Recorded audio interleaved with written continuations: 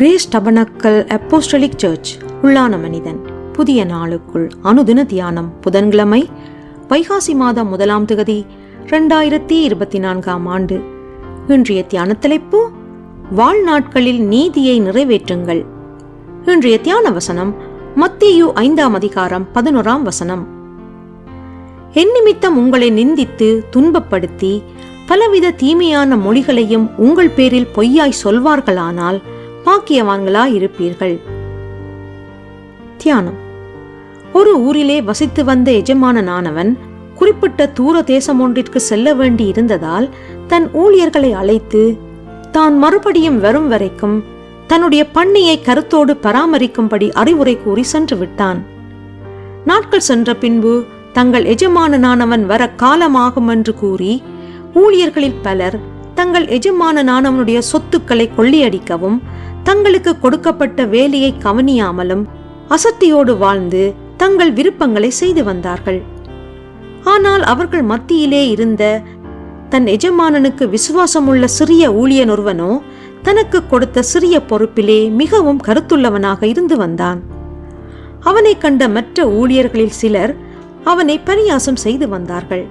வேறு சிலர் இவன் தன் வேலையை சரியாக செய்வதனாலே தங்களுக்கு பிரச்சனை உண்டாகலாம் என்று அவனை கடினமாக நடத்தி அவனை அடித்து உபத்திரவப்படுத்த ஆரம்பித்தார்கள்.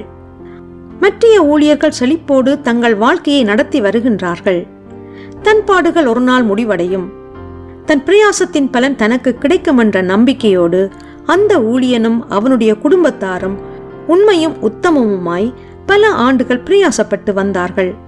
ஆனால் இந்த உலகத்திலே நீதியை நடப்பிக்க வேண்டுமென்றால் துன்பங்களை தவிர்க்க முடியாது என்ற சத்தியத்தை அவன் நன்றாக அறிந்து கொண்டான். ஆனாலும் தன் எஜமானனுக்கு விசுவாசம் உள்ளவனாக இருக்க தீர்மானம் செய்து கொண்டான். அநேக ஆண்டுகளுக்கு பின் ஒரு நாள் அவனுடைய எஜமானனானவர் எதிர்பாராத நேரத்திலே திரும்பி வந்தபோது உண்மையும் உத்தமமும் உள்ள அந்த ஊழியனை தன்னோடு பங்கடையும்படி சேர்த்து கொண்டார். அநீதியை நடப்பித்து சுகபோகமாக தங்கள் சுய விருப்பங்களை நிறைவேற்றியவர்கள் அதற்குரிய பாதகமான விளைவுகளை பெற்றுக்கொண்டார்கள்.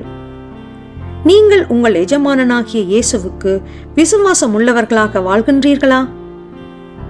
ஜெபம் செய்வோம். என்னை பாக்கியம் பெற்றவனாக மாற்றிய தேவனே, இந்த உலகத்தின் பாடுகளின் மத்தியிலே உம்முடைய நீதியை என் வாழ்விலே நிறைவேற்றி முடிக்க எனக்கு பலன் தந்து வழிநடத்தி செல்வீராக. இரட்சகர் இயேசு வழியாக ஜெபிக்கின்றேன். ஆமேன். மாலை வாசகம் மத்தேயு 6ஆம் அதிகாரம் 33ஆம் வசனம்.